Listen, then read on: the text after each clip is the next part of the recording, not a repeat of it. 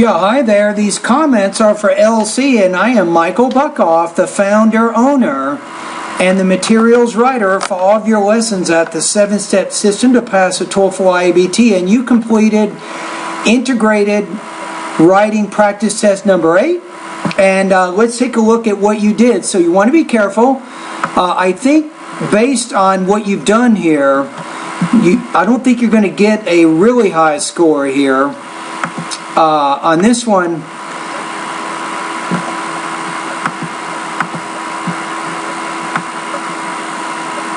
let's take a look at it. Let's go. So you have your introduction here. You have the lectures mainly discussing the disadvantage of fast food restaurants. You want to put S there for sure. However, the speaker, you can't say have. You want to say has some different opinions here, right? But I think you want to be a little more specific than that. Now, the other thing I want you to take a look at, you discuss the lecture, and then you talk about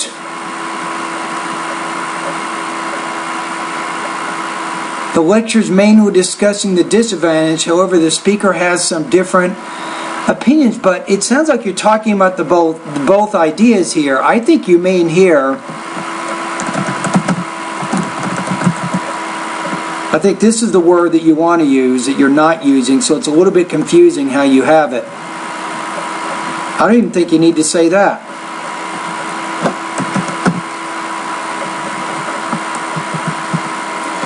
Well, if you said this, the reading passage mainly discusses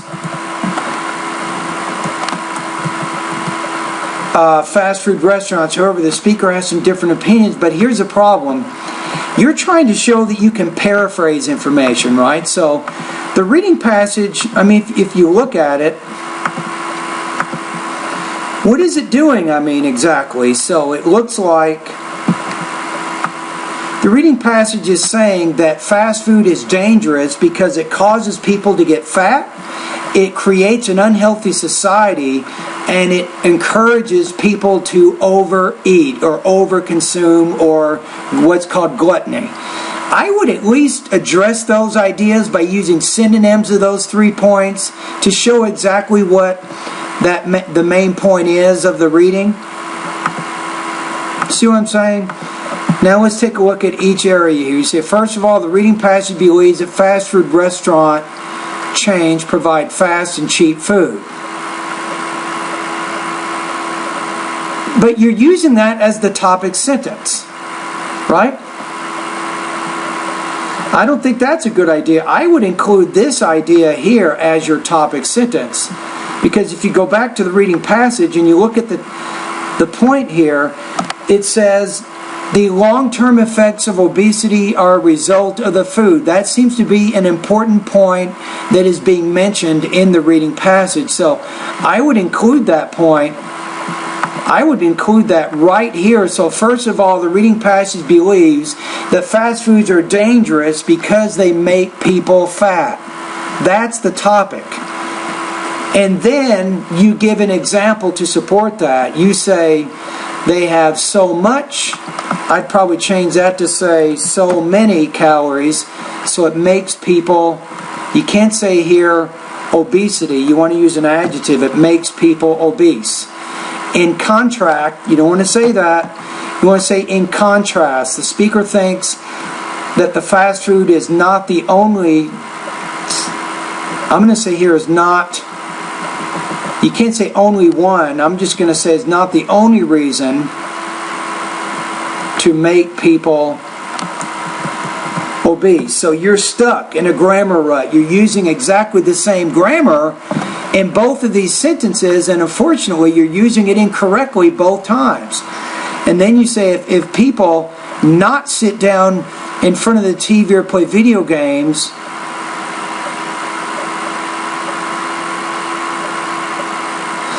and this is kind of hard to understand because you're saying if they don't sit down in front of the TV or play video games, they will gain weight. But let's take a look at the reading here. Or actually the lecture. Let's go to that point here. It says, if you are not active if you're not active and sit down in front of a TV or play video games, you will gain weight, right? So now let's take a look at what you said. You say, if people do not sit down in front of the TV or play video games, see, you're having problems with your negatives. You want to say here, if people sit down in front of the TV or play video games, they will gain weight due to their, maybe, you'll say something like this, inactive lifestyle. You see what I'm saying there? So that's going to be more accurate based on what we have looked at in the listening passage, so you're not accurately paraphrasing the information. Even in the beginning here, you said the speaker or the lecture manual discusses, where it was actually a reading passage and not a lecture. So you have to be careful that when you paraphrase, that you do not change the meaning of ideas. Right, so I just wanted to give you a little bit of feedback in those areas. I don't have time to correct all of your writing here. But overall, I think you're probably not going to score very high, because you have quite a number of problems with word choice. You have a lot of problems with grammar. And even when you get to this final idea, you say the reading passage believes that fast food restaurants encourage gluttony, but you don't give any support information from the reading to support that. You go directly to the lecture or the speaker, and it tells me that you ran out of time. Now, if I remember correctly, I gave you over 2 hours and 20-something minutes to write this. For the TOEFL IBT, you would actually have only 20 minutes, and it just doesn't look good for you. It doesn't look like you have enough English right now to accurately paraphrase or summarize the information in the time limit. And I gave you a lot more time than you'd actually have during the TOEFL IBT exam. So if you go back to the reading passage to this final point, what you probably should have said here is, it's saying that fast food restaurants encourage overeating because they allow unlimited refills, and then as a result, the customers consume more of these sweetened drinks that they should. Right, that was a pretty important idea that you did mention there. Okay, now let's take a look at the rubrics here to take a look at your practice test here. I'm going to say you're not going to score in the 3 range here. I think here you have left out some important information. In this case, you left out some important information from, I think, the reading passage. Also, your response contains language errors or expressions that make connections or meaning unclear. Remember, in the beginning of your response, you confused the lecture from the reading passage, or you had trouble expressing some of the ideas. You used a negative statement when it's actually a positive statement, so it makes the meaning of your ideas unclear. So that's going to put you at about 2.0 out of 5 on this. This is going to put you at about 14 points out of 30 on this particular practice test. Now, for the purposes of our class, 2.0 out of 4, this is going to put you at 64% on this particular assignment.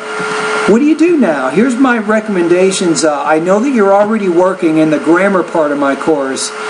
Keep working there. You want to definitely keep working on that. I'd like to have you pay close attention. I do have a grammar lesson called Appropriate Word Choice. Make sure you take a look at that particular lesson. All right, I think that's going to be important now.